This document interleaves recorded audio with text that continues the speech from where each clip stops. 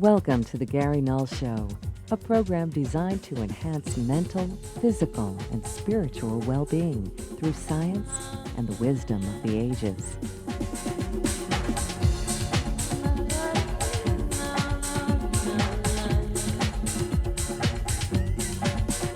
Let us take you on a journey of empowerment.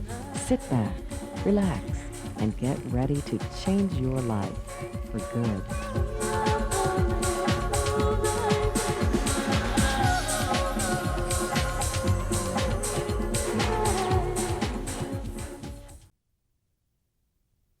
Viewers are advised to speak with their own healthcare providers before making changes in diet and exercise regimens. It's time for women to stop what they're doing for a moment, take a pause in their life, take a deep breath and say, from this moment forward in this new millennium, I'm going to honor me. From a woman's perspective, a woman is now aware that she is a dynamic, wonderful, integrated being, and everything is in balance. Being truly whole means being in balance in your life, having the best relationship possible, and developing strong self-esteem by discovering your sacred self. Prevention is the key. Prevent it, you will not look like your mother did or feel like your grandmother did when you're at the same age. No more thinking that your answer to your inner beauty comes from outside. We're going to dispel these myths.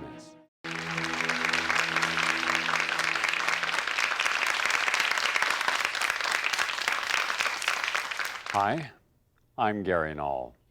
What I'd like to do is have all the men right now, please leave the room. This program is for women only. Most women I have met in my life are like wonderful, wonderful oasis of beauty and passion and enormous amount of feeling. And yet, because of their conditioning, they're not in the oasis. This program is going to give you the tools you need to make new and powerful choices.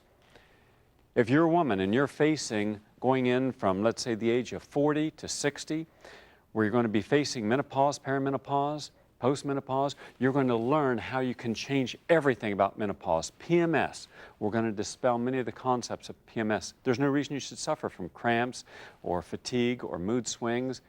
There's natural treatments for all this. For all you women who have struggled so hard to try to control your weight, and you haven't cheated, and you haven't overindulged, and you've been blamed that somehow you're lazy or irresponsible or emotionally incapable of maintaining your physical well-being, well, I'm going to show you that it's not your fault that you're fat. We're going to show you that you have tried hard, but no one explained to you something about your biochemistry. You'll understand that during this program. No more fatigue. No more lack of libido. No more thinking that your answer to your inner beauty comes from outside. We're going to dispel these myths and set the record straight. It's about time. Why me? Why a man discussing an issue on health? Well, for one reason, for the past 40 years of my life, I've watched how women have been treated by the mass media, by the medical community. Everything evolves from something in the past that we almost never understand. If you went back into the Middle Ages, you'd find that women were really not allowed to go to school. They couldn't have higher educations in most areas of the world. They were prevented from being in guilds and crafts and learning things. As a result, what was considered sacred, which was knowledge, was given to men only. So women did what they could. They raised their families, and some women learned about midwifery. They learned about herbs. In fact, almost every village, the person that did much of the healing locally was the local herb woman. And they mastered this craft, and they helped a lot of people. So it's not difficult then to understand over the centuries how those few women who tried to lead and educate were always persecuted. They were always martyred. And it's not even until the late 1800s that we started to see any school allow women even in for any position, and it was not until the beginning of the century that women actually became physicians. And then it was rough for them. They said, hey, if I'm a woman and I'm a physician, I'm going to honor healing. And healing has to be whole body, mind, spirit, environment, emotions. One of the things that I suggest that you pay attention to is the relationship that you create with your attending physician. And why not look at to see if you can participate in your own healing process, where you're not just going in like, heal me, I'm a broken part, you know, my brain's not working, something in my arthritis, I've got an ovarian cyst, I've got amenorrhea, dysmenorrhea, I've got depression, what am I going to do? From a woman's perspective, a woman is now aware that she is a dynamic, wonderful, integrated being, and everything is in balance. Disease only exists where there is a lack of balance. When you have a lack of balance, you have conflict. Conflict then manifests as symptoms. By the time you see the first symptom, it might be 20 years of conflict. When the doctor says, hey, you're lucky, we caught the breast cancer early. You say from the woman's perspective, no, doctor, you caught it late. In some areas, doctors are superior than other forms of healing. I'm not bashing medicine. I'm not attacking doctors. I support good medicine and good doctors. I've had 15,000 physicians on my radio show. What I don't like is medicine that doesn't honor the need to change when it's shown that it should. And doctors who are leading with their ego, where they're not willing to listen to you because you don't have their education, so how could you know as much as they know? So from my perspective, I support surgery when it's necessary, emergency medicine. Look, if you got a heart attack, or if you had, if you needed something that is critical care, we've got the best medicine in the world here. It's the chronic care that we miss out on. We all have to be honest about what causes disease, including our environment when it's polluted, our diet when it's misguided, our emotions, the levels of our stress. All these factors impact upon whether or not you're going to get sick and how sick and to what degree. When we talk about women's health issues, right at the top of the list has to come heart disease for a simple reason. It's the #1 killer of women. When you look at the 50 million Americans who suffer from post-stable hypertension, high blood pressure, a lot of those are women. We don't deal enough in our society with nutrition and heart disease, and certainly stress and heart disease. Now here's what's unique. We now know, and there's no question about this, that if you have a stressful thought, anxious thought, angry thought, you immediately overstimulate the production of stress hormones. Those stress hormones like epinephrine, norepinephrine, cortisol, adrenaline, those are only meant to help you for a few seconds to flee, right? They're not meant to be with you all day long. The body cannot distinguish between you're being, under a bad day because you heard something you didn't like over the telephone, or you're just not feeling good about something, and suddenly you're killing yourself. Every negative thought you have, every stressful thought, cascading. Now, if you had no skin and you could look into a transparent body and you could see all these trillions of biochemical processes every second, and they were destructive, you could see the cells dying because of cortisol hitting. You could see your brain chemistry changing because of cortisol. When you start playing with the brain and the brain chemistry, you really get into some deep water, because when you start thinking stressful thoughts, normal brain chemistry shifts. And now you've got negative brain chemistry. Whereas if you thought positive thoughts, happy thoughts, constructive thoughts, empowering thoughts, motivating thoughts, then the brain chemistry elevates up, because the hormones you're secreting are all constructive hormones, not destructive. That's why when we say, you're killing yourself from stress, that's what we mean. You literally do kill yourself. And women are under enormous amount of stress and chronic stress, day in and day out. So dealing with stress is a crucial part of the healing process, and one that cannot be avoided or denied anymore. The trouble is, we've never practiced prevention in our culture the way it should be. The doctor's looking for obvious, gross problems, but unless he does detailed examination, they'll never know how sick you are. They can't see your arteries clogging up. You could have clogged arteries for 25 and 30 years, getting smaller and smaller and smaller, and then one day your artery's like that, your blood pressure is having a hard time getting through there, and boom, stroke. You're only going to find the first symptom that you're sick with a heart attack or a stroke or a tumor or enlarged ovary. That's the first time you know something's wrong. Otherwise, you think you're healthy. Prevention is the key. Prevent it, you will not look like your mother did or feel like your grandmother did when you're at the same age.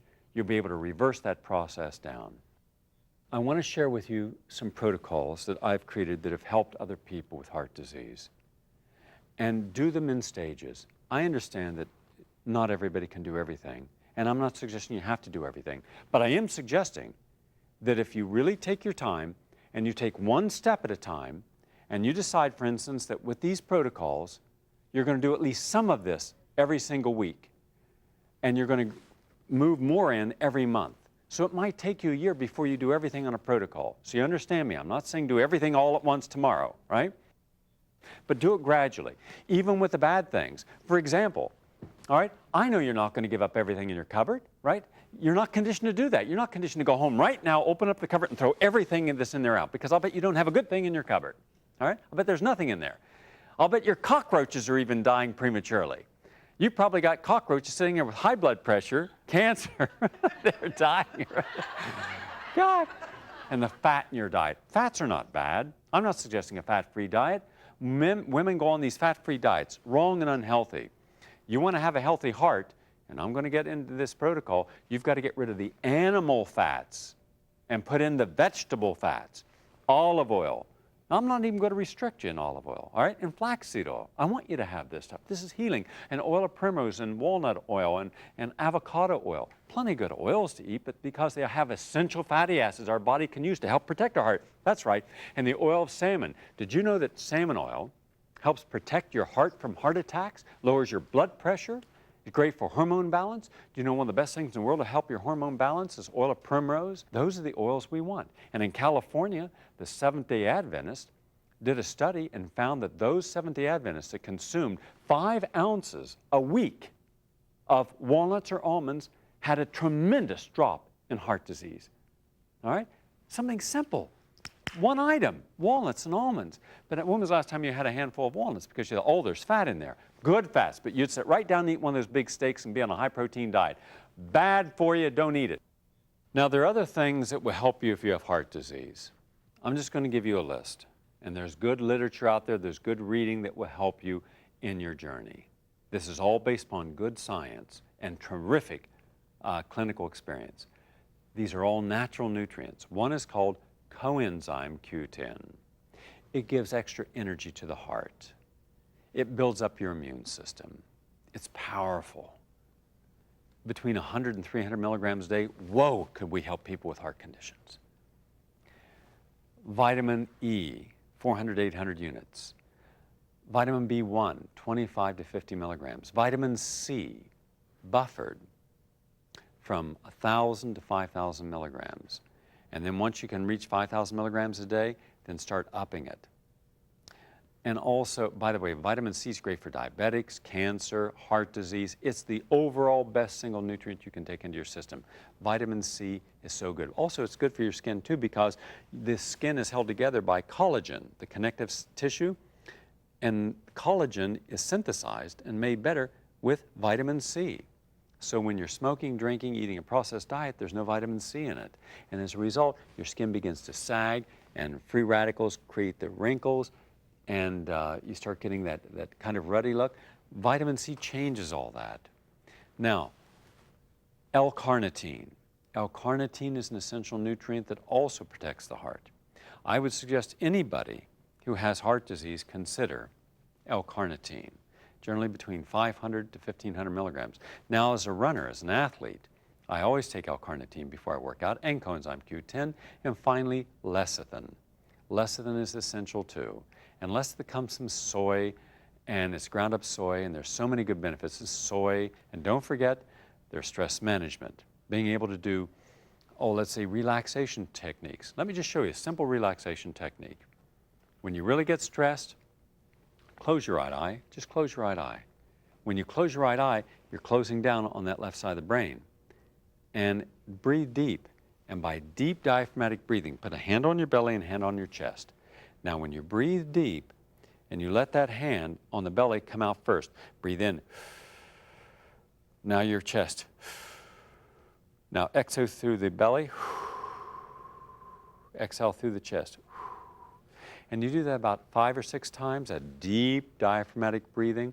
That will help relax you because you're increasing the ability to de-stress the brain by enhancing brain hormones. This is all for your heart. I'm suggesting this new millennium, you come first, your health, your well-being, so that there is no reason to have disease because you're not doing anything that creates conflict within yourself. Disease manifests in the presence of conflict. Look at where conflict exists and resolve it, prevent it, and then you won't have heart disease. You'll have a vital heart that'll last you 150 years.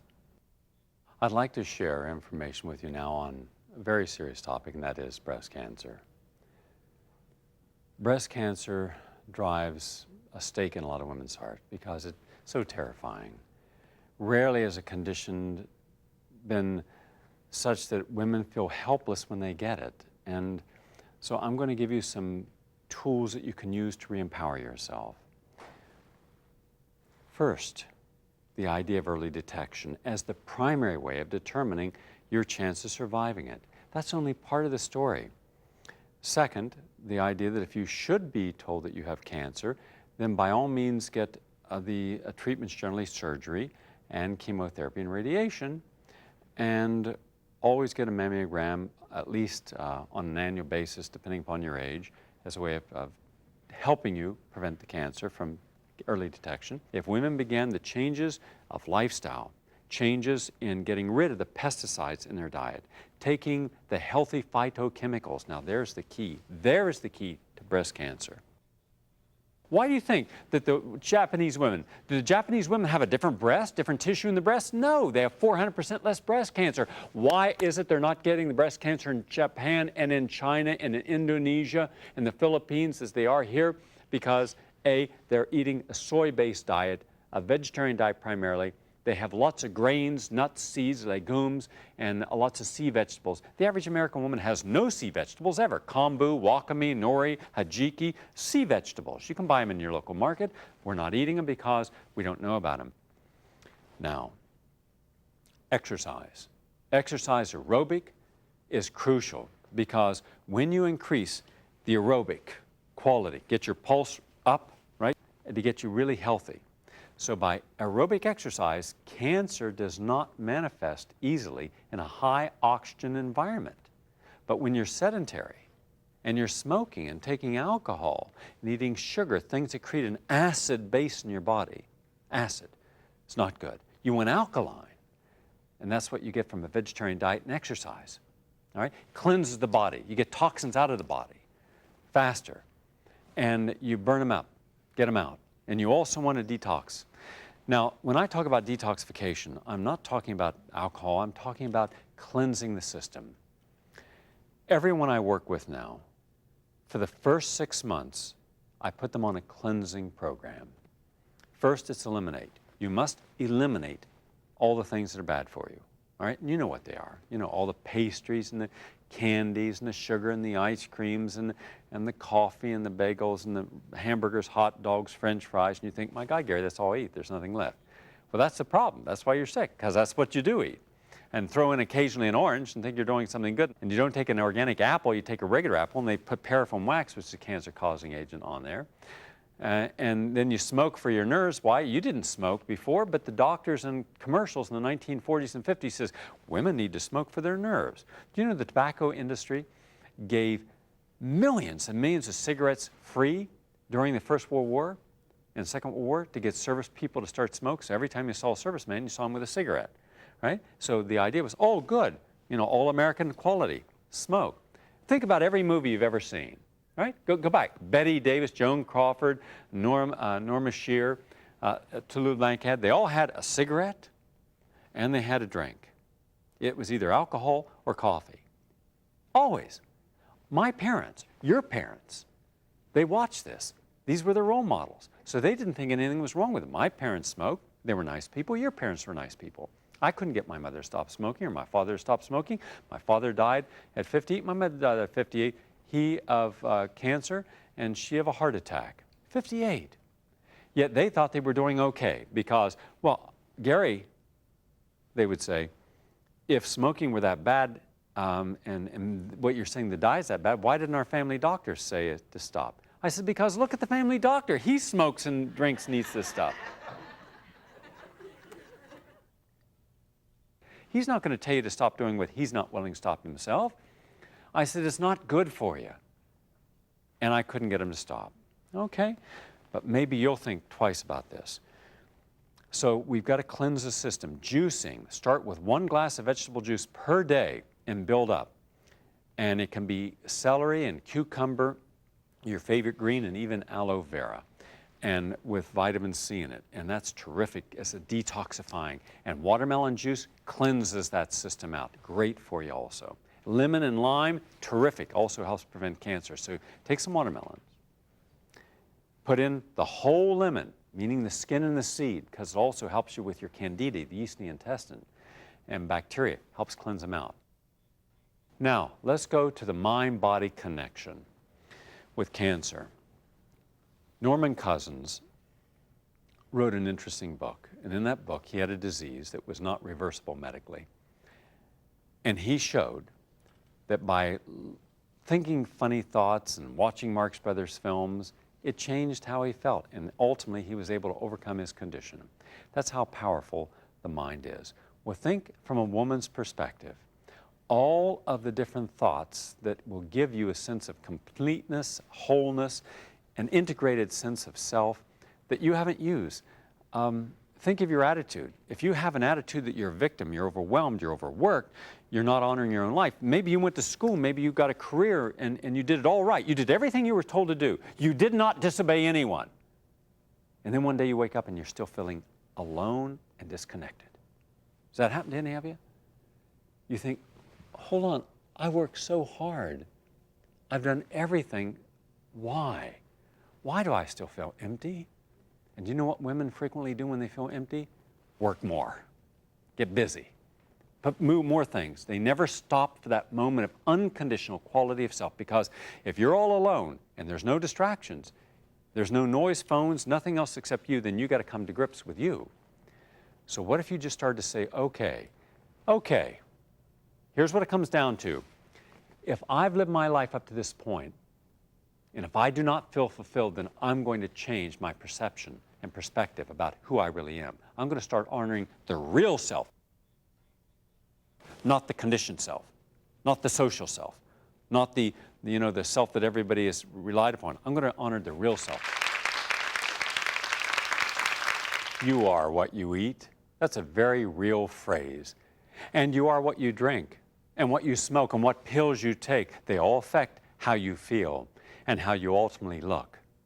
I know you want to look your best and you want to look younger. Next, I'll help you get beyond how the media is telling you how to look, how addictions can aid you and how to rid yourself of them. Stop the extremes of dieting and stress and deal with chronic fatigue syndrome and save thousands of dollars in cosmetics and still look beautiful and slow down the aging process. Do you think you're beautiful? By what standards? Well, if you're the average woman, and let's say you're 35, already based upon how we treat beauty in this country, you're looking in the mirror and you're somewhat concerned because you're no longer 20. And if you're the average man looking between a 30 and a 20-year-old woman, or 40 and a 30-year-old woman, you're looking for the younger woman. Shouldn't be that way. But we're told that unless you're thin, almost anorexic, unless you have a perfect body that's flawless, both breasts have to be absolutely equal, both sides of your face equal, lips flush and pure, eyes like a little dove, and a long, beautiful body, that somehow you're imperfect. A woman has to do somersaults to try to show that she is acceptable, that she has something special. What if the woman could be anything they want? You know, they could be overweight, they didn't have to take care of their hair or face or makeup or anything, but the guys had to have a perfect body, they had to have an abdominal muscles you could do your laundry on, right? They had to have no fat, had to have a perfect rear, muscles, flawless face, perfect nose, perfect teeth, perfect lips, articulate and be sensitive, kind, emotionally available. How many men could honor that? You know one? I don't know one, right? Why do we have to have a double standard? Why can't we simply say that it is really immaterial how beautiful you are? It is the beauty of your spirit, it is the beauty of your nature that counts. You go putting all that gobbledygook on the face, go look in the average woman's medicine cabinet. My God, it's like a witch's brew in there. Look at it. There's 13,000 bottles, right? You spend a fortune on all this stuff. And for what? Everything you put on the body doesn't change how you feel about yourself. It only changes temporarily how you think you look.